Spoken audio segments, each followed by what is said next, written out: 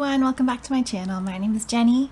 I'm here today to film the third video in my Q&A answers from a Q&A request that I did in the fall of 2021. And today I'm moving on to Camilla's question. She did like requests and questions, three different things. So we're going to start with reading habits. So in order to answer this, I thought I would use the reading habits tag, which went around BookTube several years ago. And then I also added a couple other things that I wanted to mention as well. So I just wrote things down, so they're right here. The first thing I thought I would talk about in my reading habits is how I choose what I read. So I like to plan out my reading for each month. It is one of the most exciting parts for me of the movement of time when I get to about the second to last week of the month and I realize that I get to choose what books I'm going to be reading for the next month. It's a really exciting moment for me. I usually think about the different lists I may have made throughout the year. So if I've made, for example, this year I made a 5-star predictions list that I wanted to read from. So I think about that, and if one of those books would fit in well to the month, I think about whether or not I've committed to anything like the BookTube prize. This month, for example, in June, I believe I will be selected as a judge because I put my name in last round and I wasn't selected. And usually, if you're not selected for one round, the following round you will be guaranteed a slot. That's how the software works. So in June, I was like, okay, I know I'm going to be reading for the BookTube prize. So that limits the amount of books I'm going to put on my TBR because I know that at least 3 of the books, maybe more, will be BookTube prize books. So I also kind of pick in categories, and I list them in my handy day planner, which I put my whole life in this. It has my work life, it has my home life, it has my art life in it. And it also has this section at the back that was created to track your expenses, but it has a page for each month. And I don't use it for expenses, I use it for my books. So what I do is I write out the different categories that I think I'm going to be reading from that month. And there might be ones that I add halfway through or cross some off that I don't get from. So this, for June, I wrote audio, nonfiction, fiction, 5-star, BookTube prize, and rivers, which is a TBR that I created a couple months ago. But I could have also written on book club that I'm doing with the Thrive Together network, which used to be the Artist Mother network. So I wrote that down because we're reading a book together. And Caribathon is this month. So I wrote that down as well. And then at the end of the month, I just tally up how many books I read, what categories they were in, if I had any DNFs, or if I read any poetry, because I kind of put that in a different category than fiction or nonfiction. And I usually read one audiobook a month. I used to try to listen to as many audiobooks as I could in a month, but what ended up happening was my podcast queue started getting super long because I was listening to books instead of podcasts.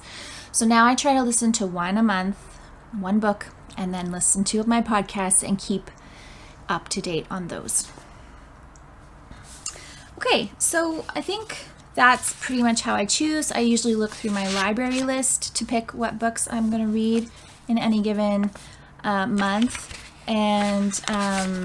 And like I said, if there's a last minute edition, such as Caribathon, which I knew was sometime around this time of year, but I didn't articulate that in my TBR before I wrote things down, then I decided to, join in with the group read or something like that. Then I have one little spot on the TBR that I can keep as like a flexible book that I can be more spontaneous about and not plan. The other thing that I think is important to acknowledge when you're talking about my reading habits is that I am a completionist. And by that I mean, if I create a TBR, I'm going to read the whole thing. So that doesn't mean that I can't DNF a book if I don't like it. It doesn't mean that I don't run out of time, because I do. And if I do run out of time, I carry the book over into the following month. But I like to finish them. I don't like to create a big pile of possibilities the way a lot of people on BookTube do. I know that's a lot of people's style. For me, that really doesn't work. And the reason is that I don't like, considering 12 books when I know I'm only going to read 5 to 7 books. I can do 8 or 9 some months, but it's very rare. And I prefer to keep the number lower. And then if I finish all the books and I need another one, I go and pick one. And it's this fun activity for me to go and pick out another one. Having a big pile of 15 or 20 books just makes me feel pressure to actually read them. And I guess that's that completionist part of me that's like, but I said I was going to read it and now I am. So that's how I work. And I know it's different from a lot of people who consider themselves mood readers. I do still think I'm a mood reader, but I enjoy making lists. I enjoy the planning. I enjoy the control of this little book world that's just mine and that I get to create and change at will. Yeah. Okay, so I'm going to get into the reading habits tag questions now and answer those. So do you have a certain place at home for reading? And I would say I read mostly in bed before I go to sleep. That's been the longest reading habit that I've had my whole life. My mother was a big reader and she always read in bed before she went to sleep. And so I feel that that is a habit that I got from her. It's just something that I would see her do it and I did it and I mimicked it and it became something that I've done my whole life. It's very rare. Even if I'm going to bed late and I'm very tired, I will still read. I will read a few pages. I will read a chapter. It's become a process for me. And it helps me turn off my brain because I have a very managerial brain that can keep going. Depending on the day, if I've had a stressful day or an anxious day, I'll just keep going. And my brain won't turn off. And so reading for me signals to my brain that it's time to let go of all of that and go to sleep. And most often it is very good at doing that. And I don't have a problem at all with falling asleep. Usually. That doesn't always happen, but most of the time. And then other places I do read on my deck in the nice weather. I read on my couch, on my rocking chair down in my living room. But I don't have a designated place. I really just pick a comfy place and I'm happy with that. Bookmark or random piece of paper. Bookmark almost always. If I'm for some reason away from my bookmarks and I need to use a piece of paper, I will. But for the most part, I have lots of great bookmarks, so I use them. Can you just stop reading, or do you stop after a chapter or a certain amount of pages? So I can just stop reading if I have to, but I prefer not to. I prefer to have to stop at a natural point. So I love to finish a chapter, or in some when there aren't chapters, I do find that kind of challenging to my brain because I want to get to the end of something and feel like a thought or a plot point or something is resolved before I stop reading, but that's not always the case. Authors write in very different ways. So I try to find a natural break and stop there. That is my inclination.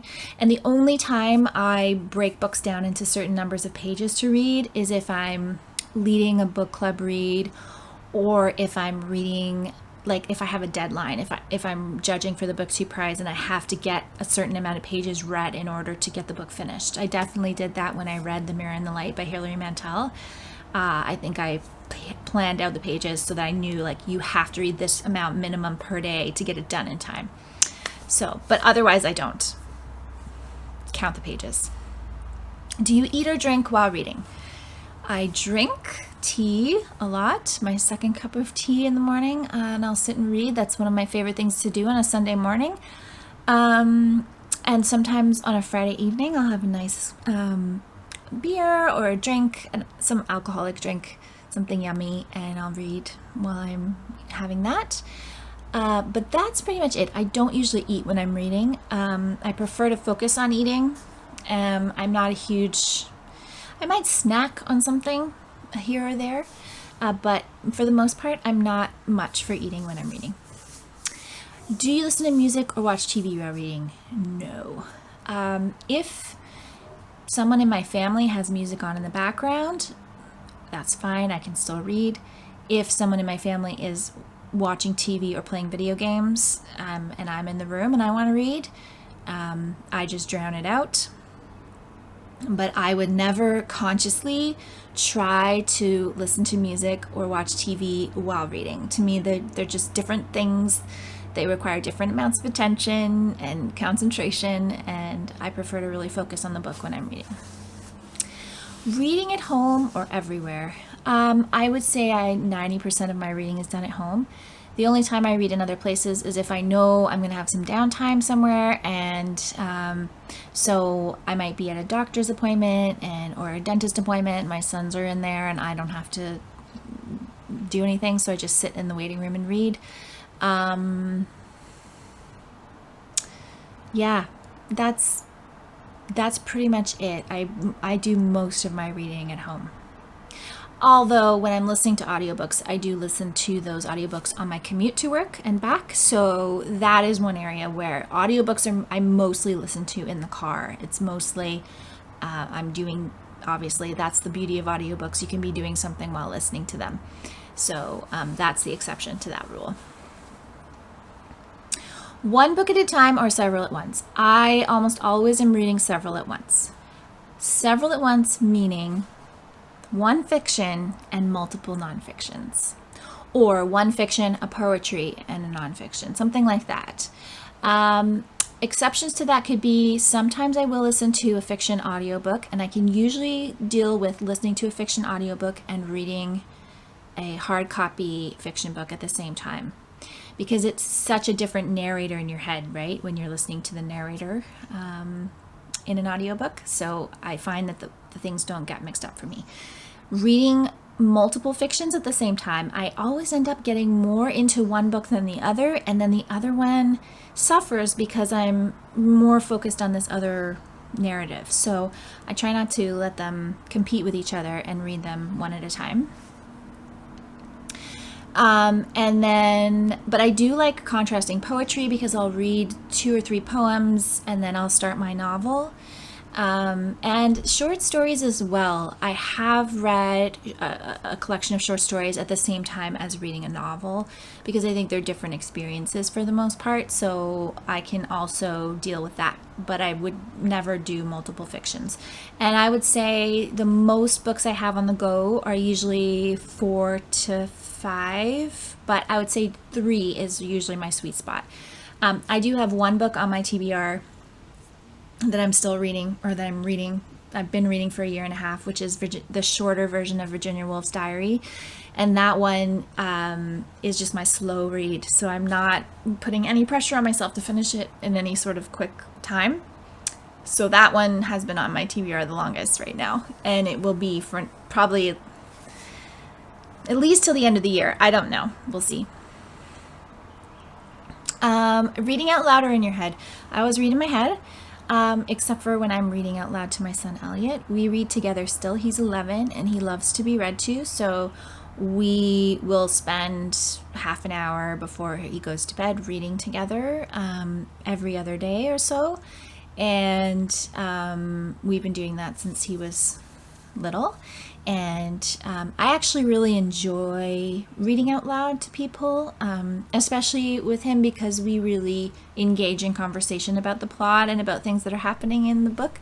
So it's a very enjoyable experience for me. The only other time I'll read things out loud is if I'm reading something that I think is very beautiful, very lyrical, and I want to, just hold the words a bit longer, closer to me. Then I might read it out loud to myself a few times, just to let the beauty of those words stay with me a bit longer.